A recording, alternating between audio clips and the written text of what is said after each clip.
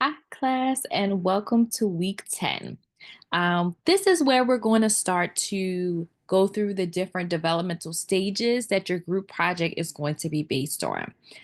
So, this week we're going to be talking about conception to infancy, our journey into the developmental stages by looking at where it all begins.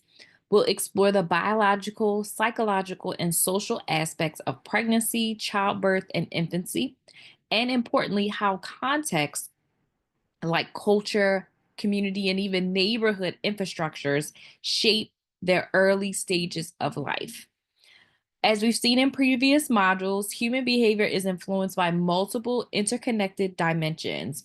In week 7, we explored the biological person, and last week we looked at how systems and institutions shape human behavior and opportunity. Now we're bringing these ideas together by considering how early life stages are experienced differently based on factors like race, culture, income, geography, and social support. For example, we'll consider how access to green space or exposure to community violence can deeply impact early childhood development and parenting. As a social worker, you'll often engage with clients who are navigating the challenges of parenting or early childhood, especially in multi generation or underserved communities. This week helps us to develop empathy and insight by asking you to reflect on how your own family stories and neighborhood context and to consider how these influence the way we think about pregnancy and infancy. So again, our self-reflection. Here you have three assignments for this week. 10.1 is going to be our facilitated discussion as we do every week. It's back on. We had a break. The past 2 weeks we have had a break, but now we're back to our facilitated discussion. Be sure to respond to at least two classmates by Sunday.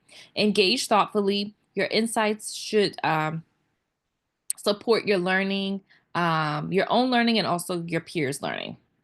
10.2, this asks you to explore your own perceptions of pregnancy and childbirth and evaluate risk and protective factors in your own environment.